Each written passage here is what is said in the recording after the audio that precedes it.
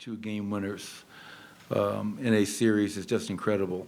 And the conversation before the game, without getting into too much detail, was an emotional one about him playing tonight. And as he just told me, he goes, "I'm glad I played because I don't know if we win if I don't play tonight." I said, "Well, that's the understatement of the year." The kid's a warrior, man. I can't say enough good things about Jamal Murray. The bigger the moment, the kid just continues to shine, and I'm proud of him. One tough cookie. And I tell you, Nicola, 25, 20, and 9. And the most amazing stat was he was 0 of 0. He didn't miss a free throw tonight. And Michael Porter's offense throughout this series was incredible. His efficiency, 26 points, 5 of 7 from 3. Michael had timely offense. Aaron, 13 boards. And I thought Reggie gave us good minutes off the bench. I would be remiss. I think Darvin Ham is a hell of a coach. And, that's not an easy job. And I think Darvin does it with class. And I think he and his staff deserve credit for that. He's a good man, good coach, and I wish him all the best. And hopefully he'll be around there for a long time because he deserves to be. And a credit to their team. They're not an easy out. LeBron James is arguably the greatest player of all time. Anthony Davis is a Hall of Famer. And they gave us all we could handle. We did not want to get on that plane going back to L.A. And so now we can, try to get ready for Saturday against a beast in Minnesota.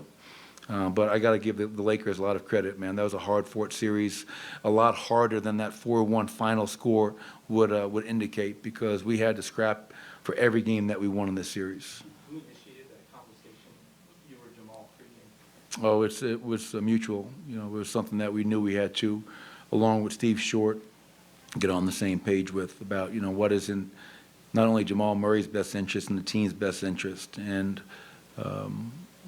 he was able to play, he was able to win the game, and he didn't get hurt. So it was a great night all the way around. Michael, you mentioned in the game, and he didn't get hurt. So it was a great night all the way around. Michael, you mentioned MPJ's 26 tonight. I think he finished just under 23 per game in the series. Felt like maybe his best playoff game in the series. Felt like maybe his best playoff series of his career so far. Did it just feel like every game in the series you guys needed everything Mike had offensively? Yeah, it was hard to score. The way they were guarding us, buckets were hard to come by. And, obviously we did a better job tonight. We actually won the first quarter. Better job with our paint defense. But Michael hit some timely shots. We ran plays for him. He got open. And what I liked also is that if he didn't have the shot, he was able to get downhill, put pressure on the rim, get to the foul line, going 5 of 6 tonight. But, Michael's a guy that, we rely upon for his efficiency and his scoring. And he did that at a very high level for these first 5 games. Coach, KCP actually left twice. Can you talk about what he was battling through in his effort tonight?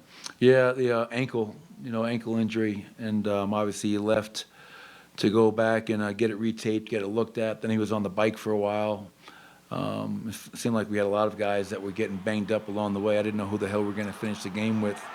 But we were able to get the job done. But yeah, KCP's a warrior.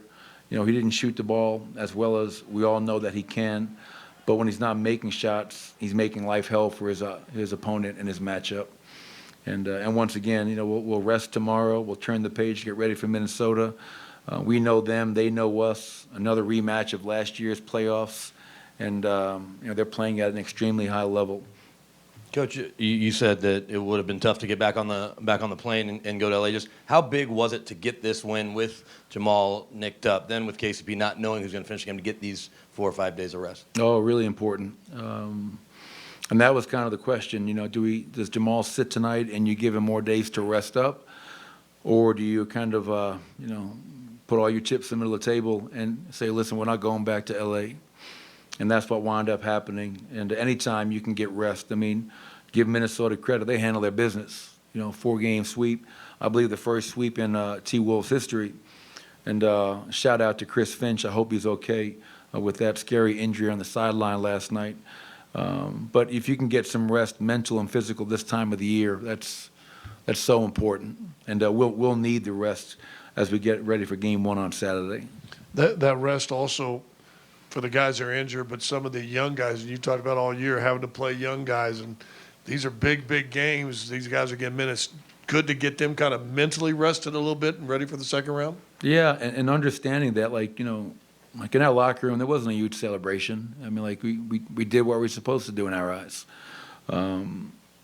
And now it's an opportunity to get guys rest, but each series is completely different. You know, who played in this series may not be the same as who plays next series.